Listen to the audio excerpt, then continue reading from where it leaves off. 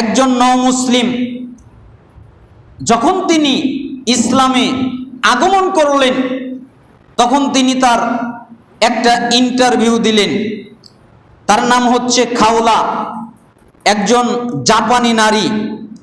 25 তারিখ 10 মাস 1993 সাল তারিখে তিনি সৌদি আরবের আল কাসিম বুরাইদা শহরের ইসলামী সেন্টারে এসে ইসলাম গ্রহণ করলেন এবং পর্দা সম্পর্কে তার অভিজ্ঞতা বর্ণনা করলেন।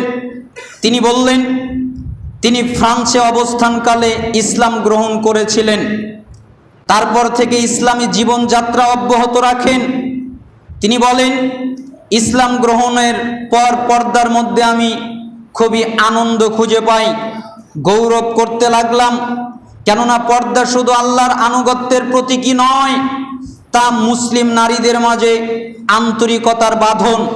পর্দার মাধ্যমে আমি নিজেকে অত্যন্ত ভদ্র এবং সম্মানিত মনে করি। তিনি বলেন অনেক নারী এমন পোশাক পরেন যাতে তাদের স্তন বোঝা যায়, নিতম্বের আকার আকৃতি পরিষ্কার ফুটে ওঠে। ইসলাম গ্রহণের আগেও আমি এই ধরনের পোশাক দেখলে অস্বস্তি বোধ করতাম। আমার মনে হতো এমন কিছু অঙ্গ প্রদর্শন করা হচ্ছে যা মূলত ঢেকে রাখা উচিত, বের করা উচিত নয়। একজন মেয়ের মনে যদি এই সকল পোশাক এই ধরনের অস্তিত্ববোধ এনে দেয়, তাহলে একজন পুরুষ এই পোশাক পরা মেয়েদের দেখলে কিভাবে প্রভাবিত হবেন তা সহজেই অনুমান করা যায়। তিনি বলেন আপনি যদি কোনো কিছু লুকিয়ে রাখেন তাহলে তার মূল্য বেড়ে যায়, এমনকি অন্য নারীর চোখেও তা অধিকতর আকর্ষণীয় হয়ে ওঠে। পর্দাশীল বোনদের কাঁধ এবং গলা অপূর্ব সুন্দর দেখায়, কারণ তা সাধারণত ঢেকে রাখা হয়, আবৃত থাকে। যখন কোনো মানুষ লজ্জার অনুভূতি হারিয়ে নগ্ন হয়ে রাস্তাঘাটে চলতে থাকে, প্রকাশ্য জনসম্মুখে পেশাব করে, পায়খানা করে, যৌনতা করতে থাকে, তখন সে পশুর সমান হয়ে যায়। তাকে আর কোনোভাবেই পশু থেকে পৃথক করা যায় না। আমার ধারণা লজ্জার অনুভূতি থেকেই মানব সভ্যতার শুরু।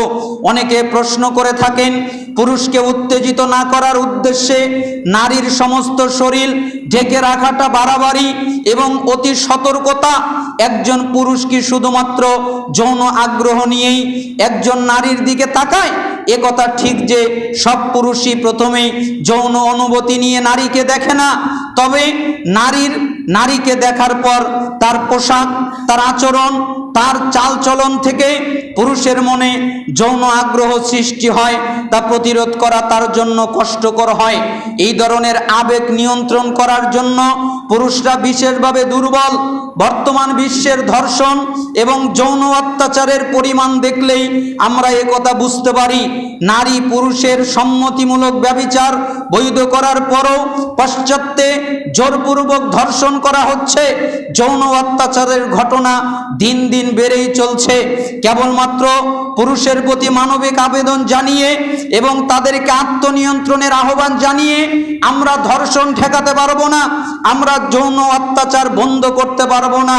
আমরা পুরুষকে বললাম তোমরা ধর্ষণ করো না, তোমরা যৌন অত্যাচার করো না, এ কথা বলে আমরা এটাকে বন্ধ করতে পারবো না। যদি বন্ধ করতে চাই, হিজাব বা ইসলামী পর্দা ছাড়া এগুলো রোধের কোনো উপায় নেই। একজন পুরুষ নারীর পরিধানের মিনি স্কার্টের অর্থ এরূপ মনে করতে পারেন তুমি চাইলে আমাকে পেতে পারো। অপরদিকে ইসলামী হিজাব পরিষ্কারভাবে জানিয়ে দেয় একটা নারী যখন পরে তখন ওই নারী স্পষ্টভাবে বুঝিয়ে দেয় আমি তোমার জন্য চিরতরে হারাম, আমি তোমার জন্য নিষিদ্ধ। যারা বেপর্দা হয়ে চলতে ভালোবাসেন এবং সেটাকেই সভ্যতা মনে করেন তাদেরকে আমি প্রশ্ন করব, আপনি কি একজন নগ্নবাদী? আপনি কি নগ্ন হয়ে চলাফেরা করেন? যদি আপনি নগ্নবাদী না হন তাহলে বলুন। যদি কোনো নগ্নবাদী আপনাকে জিজ্ঞেস করেন কেন আপনি আপনার স্তন দেখাচ্ছেন, নিতম্ব দেখাচ্ছেন, কেন আপনি এগুলো ঢেকে রাখছেন না, অথচ মুখ হাতের ন্যায় স্তম্ভ নিতম্ব শরীরের স্বাভাবিক অংশ নয়, তাহলে আপনি কি বলবেন? এই প্রশ্নের উত্তরে আপনি যা বলবেন, আপনার প্রশ্নের উত্তরে আমি ঠিক সে কথাই বলবো। আপনি যেমন শরীরের স্বাভাবিক অংশ হওয়া সত্ত্বেও স্তন নিতম্বকে গোপনীয় অঙ্গ বলে মনে করেন, আমরা মুসলিম নারীরা সমস্ত শরীরের সমস্ত অংশকে, সেটা হতে পারে হাত, সেটা হতে পারে পা, সেটা হতে পারে অঙ্গ প্রত্যঙ্গ, এগুলোকে আমরা অন্যজনের জন্য হারাম মনে করি। আমরা ইসলামী শরীয়ত পোশাক পরিধান করে সমস্ত পুরুষকে জানিয়ে দেই যে আমি চিরতরে তোমার জন্য হারাম।